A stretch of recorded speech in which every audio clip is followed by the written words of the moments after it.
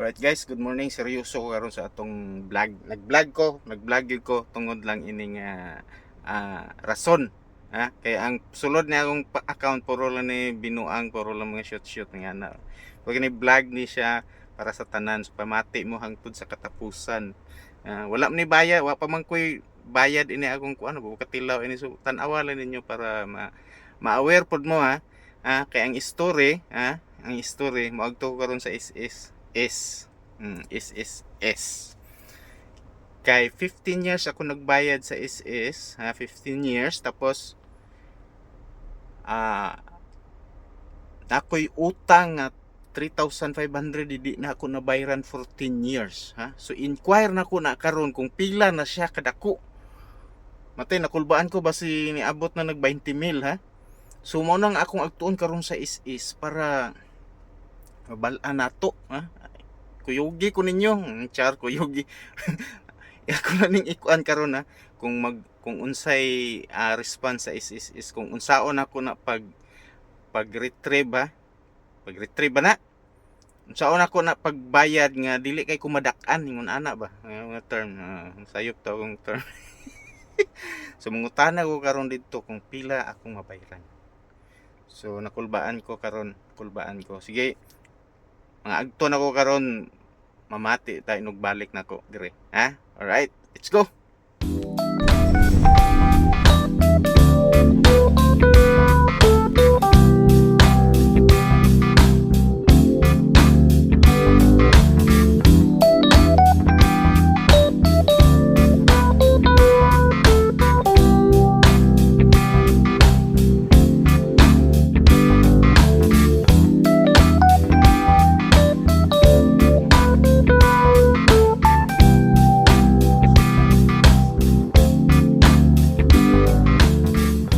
Yes, natapos ako sa is at pauwi na ako ngayon. So, usap tayo mamaya pagdating sa bahay. Alright?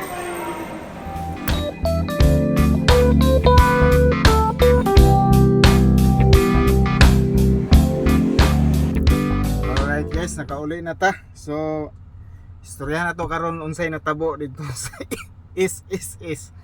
So, grabe no? Update na sila karon, gwapo kay dugay na kay kuha kabalik sa mga offices ba kay kuan naman ko entitled naman ko sa SS kay 15 years na ko naghulog. So karon gusto na ko i-continue og kato kong remaining nga utang gusto na kong bayaran. So ang hitabo guys, adto ko dito, di na dai pwede dito magpila di na pwede na ay QR code to, nagsulod nimo imong i-shot ang QR code, tapos mag-fill up ka dito sa imong pangalan, tanan information i-fill up nimo, tapos i-submit nimo diyan online lang, tapos tawagon lang kada yun sa teller. Mo na i-style dito nga yung QR code, kini nga QR code pagtawag maayo kini magtuta dito ning mga weekdays kay mga tulora mo upat ang ga-inquire ka may kay tao. So ako na gitawag na ko,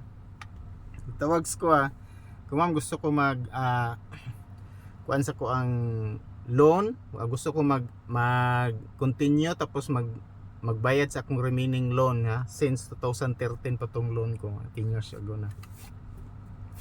So sige, i-check na to imong account, i-check niya. So akong utang nga 3.5 o pila ba tong last na ko, basta di ko kabasa 2,000 to 3,000 lang to nabilin sa akong utang karon 10 years after or 11 years after. Ang akong utang naging 13,000 ro di ay hapit gid mag 20. 7,000 lang ko lang mag 20 na. So maayo ra pod no, nagtuan ako dayon. So kumamon sa mahimo na ko ini nga ako ni siyang mabayaran siya, di na ka pwede magbayad sa mua diri, online ang processing sa bayad sa mga remaining loan, online na, di na ka pwede nga mobayad dito wa sila kuan. So ang himuon nimo, bayad ka sa amortization ba ang monthly payment sa SS. So ang pinakamubo lang nga bracket gikuha na ko 1/4, bayad na ko to 1 month siya.